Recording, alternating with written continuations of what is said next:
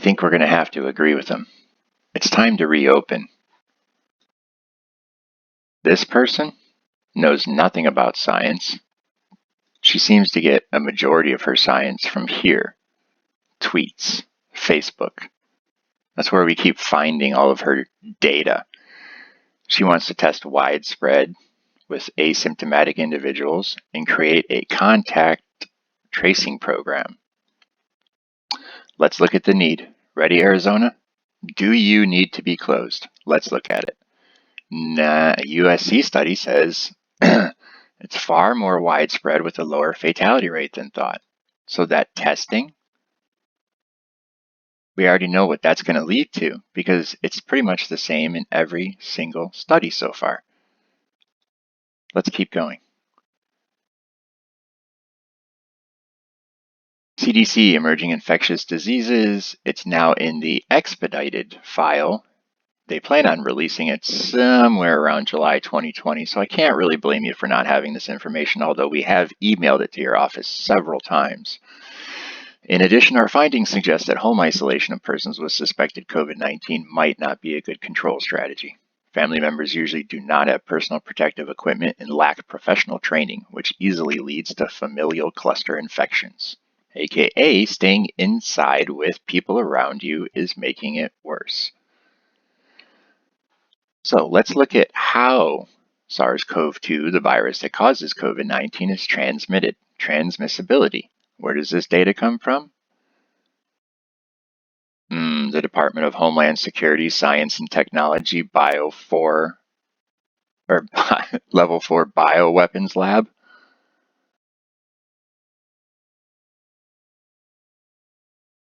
Oh, I lost it. Where'd transmissibility go? Come back. I would suggest you guys read all of this, but here we go.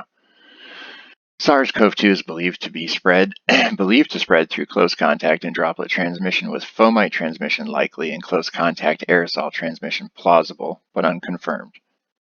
Read that again, folks. Believed to spread, likely, plausible but unconfirmed. Let's keep going. Where do they find this aerosolized virus at? In patient rooms, extensively contaminated patient rooms. So there's the potential for airborne transmission, though to date, infectious virus has not been isolated from aerosol samples. In other words, it's not airborne. How do you know that? It's listed right down here in the what do we need to know. It tells you. These are all things that we don't know. Starting with this. Let's keep going. The study that you're about to hear about is right here. And here's the final reason that we should reopen Arizona. S&T is working to identify, develop, deploy the tools and information to support our response to this crisis. As part of our efforts, we're leveraging the unique capabilities of S&T's National Biodefense Analysis and Countermeasures Center to study the biology of the COVID-19 virus. This center is a high biocontainment laboratory located in Frederick, Maryland. It was established in the early 2000s in response to the Amerithrax attacks, and where we study, characterize, analyze, and develop countermeasures for biological threats to the homeland. We work closely with the CDC, FDA, HHS, and also our Department of Defense colleagues and many others. Yesterday, I shared the emerging results of our work that we're doing now with the Coronavirus Task Force. And today, I would like to share certain trends that we believe are important. If I may have the first slide, please. And while that's coming up, our most striking observation to date is the powerful effect that solar light appears to have on killing the virus, both surfaces and in the air. We've seen a similar effect with both temperature and humidity as well, where increasing the temperature and humidity, or both, is generally less favorable to the virus. So let me illustrate with this first slide. If you look to the right, you'll see that term half-life with a bunch of timestamps on there. First, let me tell you what a half-life is. We don't measure the virus as far as how long will it live on a surface. We have to measure the decay of the virus in terms of its half-life, because we don't know certain elements. We don't know how much a person expectorates when he spits, right? When he sneezes, whatever the case may be, we don't know how much virus is in there. So that has a bearing on how long the virus is going to be alive and active. So we measure it in half-life, because half-life doesn't change. So if you look at an 18-hour half-life, what you're basically saying is that every 18 hours, the life of the virus is cut in half. So if you start with 1,000 particles of the virus, in 18 hours, you're down to 500. In 18 hours after that, you're down to 250, and so on and so forth. That's important as I explain the rest of the chart. If you look at the first 3 lines, when you see the word surface, we're talking about non-porous surfaces, door handles, stainless steel. And if you look at as the temperature increases and as the humidity increases with no sun involved, you can see how drastically the half-life goes down on that virus. So the virus is dying at a much more rapid pace just from exposure to higher temperatures and just from exposure to humidity. If you look at the 4th line, you inject the sunlight into that, you inject UV rays into that. The same effects on line 2 at 70 to 75 degrees with 80% humidity on the surface, and look at line 4, but now you inject the sun, the half-life goes from 6 hours to 2 minutes. That's how much of an impact the UV rays has on the virus. The last 2 lines are aerosols. What does it do in the air? We have a very unique capability. I was discussing this with the president prior to coming out. He wanted me to convey it to you on how we do this. I believe we're the only lab in the country that has this capability. But if you can imagine a Home Depot bucket, a 5-gallon Home Depot bucket, we're able to take a particle, and this was developed and designed by our folks at the NBAC.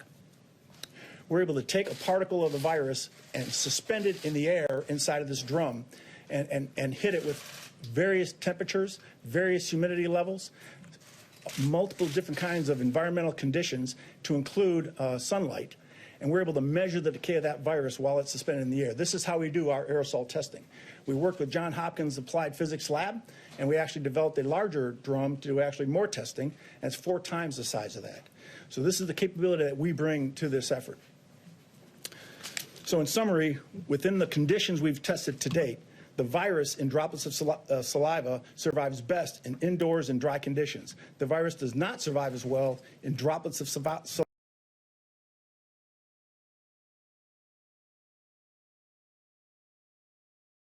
In the conditions we've tested to date, the virus in droplets of saliva survives best in indoors and dry conditions. The virus in droplets of saliva survives best in indoors and dry conditions. The virus does not survive as well in droplets of saliva, and that's important because a lot of testing being done is not necessarily being done, number 1, with the COVID-19 virus, and number 2, in saliva.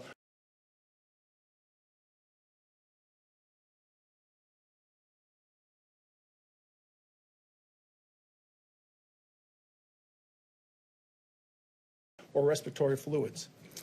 And thirdly, the virus dies the quickest in the presence of direct sunlight under these conditions. And when you look at that chart, look at the aerosol as you breathe it. You put it in a room, 70 to 75 degrees, 20% humidity, low humidity. The half-life is about an hour. But you get outside and it cuts down to 1.5 minutes.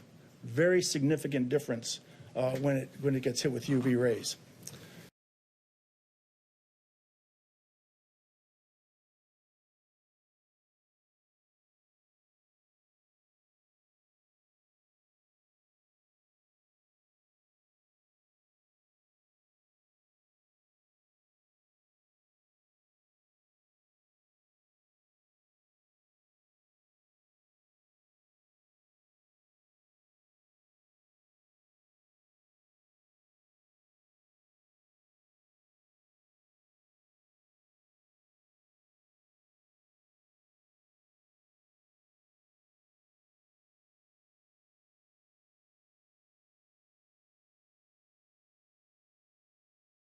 Mr. President, while there are many unknown links in the COVID-19 transmission chain, we believe these trends can support practical decision-making to lower the risks associated with the virus. If I could have my next slide, and while that comes up, you'll see a number of some practical applications. For example, increasing the temperature and humidity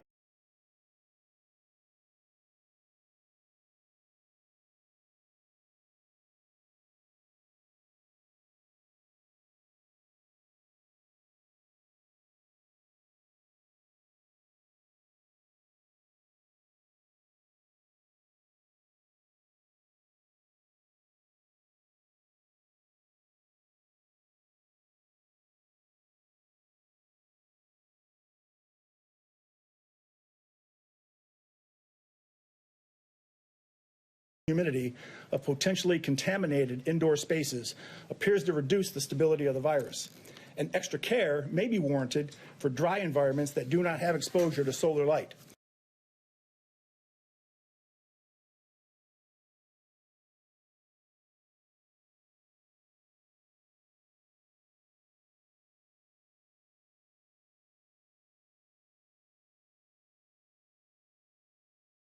We're also testing disinfectants readily available. We've tested bleach. We've tested isopropyl alcohol on the virus, specifically in saliva or in respiratory fluids. And I can tell you that bleach will kill the virus in 5 minutes. Isopropyl alcohol will kill the virus in 30 seconds. And that's with no manipulation, no rubbing, just spraying it on and leaving it go. You rub it and it goes away even faster.